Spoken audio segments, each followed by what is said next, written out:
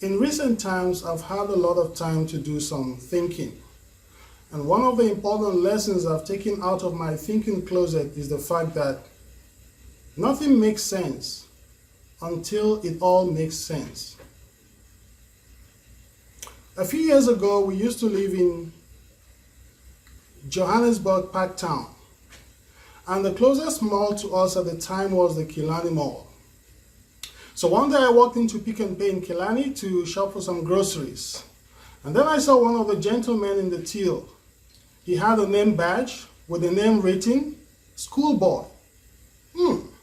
That's very weird. And so I approached him to find out if this was a real name or a nickname. And when I got to him, I said, "Good sir, tell me, is this your real name or a pseudonym?"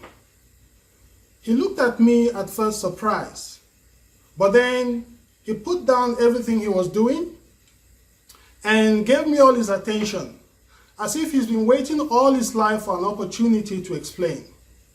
He said to me, "This is my real name." I said, "Wow, I'm sure there must be a very interesting story behind this name." He said, "Yes. Many years ago," he says, "my mother's parents sent her to school to go and learn. But when she went to school, she went to do other stuff, other stuff." I know that as if I understood. And then she got pregnant, he says. 9 months later, while she was sitting in class trying to learn something she should have done in the first place, her water broke and she gave birth right there in class. And that's how I was born. And because of the circumstances of my birth, they named me Schoolboy. Very interesting, I responded. "But thank you for confiding in me," I said to him. I paid for my groceries, gathered my plastic, but I walked away, still wondering, why would a mother call her child Schoolboy? Nothing makes sense until it all begins to make sense. Fast forward 2020.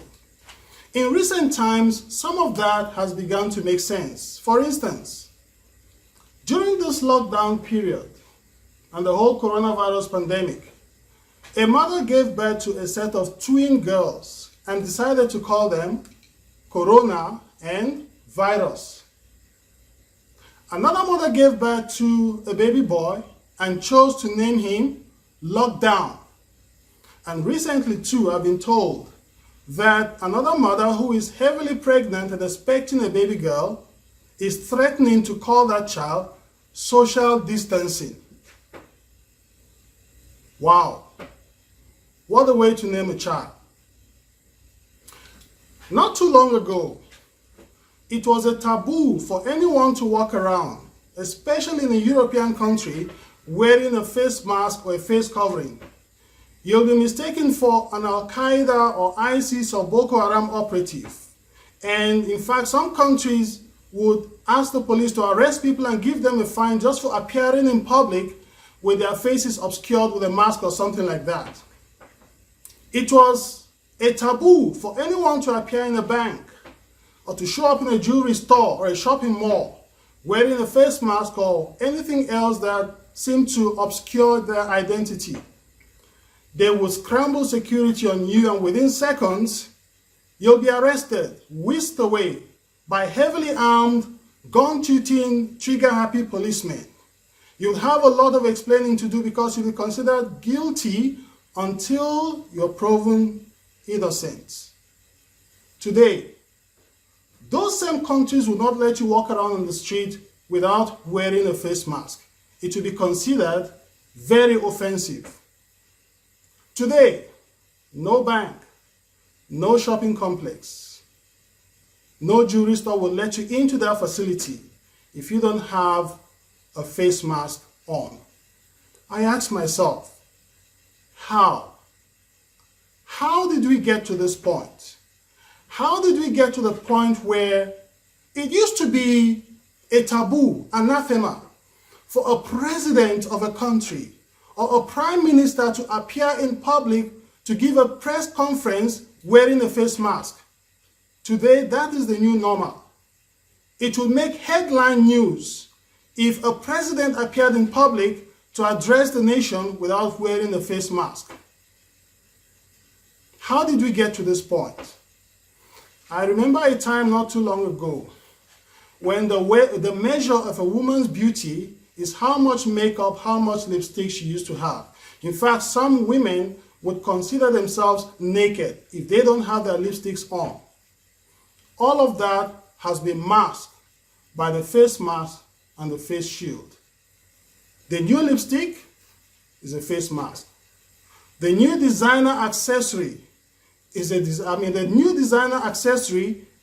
designer face mask. How did we get to the point where our diction, our lexicon have all been enriched with new words and new phrases like social distancing, track and trace, quarantine, self-isolation, hydroxychloroquine, etc., etc., etc. Today we're no longer allowed to hug our friends, our family, or shake hands in public. We now have a new way of greeting, what I call the chicken wing, like this. How did we get to this point where we now greet like chickens? How? Ladies and gentlemen, our school kids can no longer go to school without wearing a face mask and a face shield, looking like miniature astronauts, because everything has changed. The new normal is something totally different, something we are no longer used to. It was Oliver Wendell Holmes who said, "A mind stretched by a new experience can never go back to its original dimension." In the past few weeks, our minds have been stretched by new experiences and new ideas. Our patience have been tried. Our resilience has been stretched beyond limits. Our humanity has been tested to capacity. And after this whole experience, we can never be the same again. And I'm reminded by the words of George Bernard Shaw. Now that we have learned to fly in the air like birds, now that we have learned to dive in the sea like fish, only one thing remains: to learn to live on earth as humans. Needless to say, now we need to relearn to live on earth again, but this time with an invisible enemy that is here to stay. Adapt or die, for this normal is here to stay.